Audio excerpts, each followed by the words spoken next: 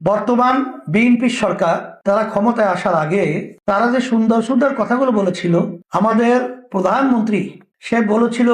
জুলাই সনদগুলো অক্ষরে অক্ষরে বাস্তবায়িত করবে, কিন্তু আমরা দুঃখ সহকারে বলছি তার সেদিকে কোনো বাস্তবায়নের তার সরকারের কোনো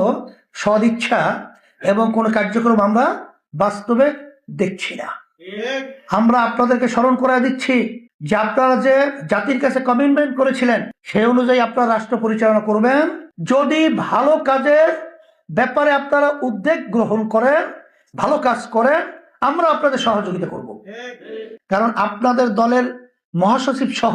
আমাদের অফিসে এসে তারা কিন্তু পরিষ্কারভাবে ওয়াদা করেছিল যে তারা শরিয়া বিরোধী কোনো আইন পাশ করবে না,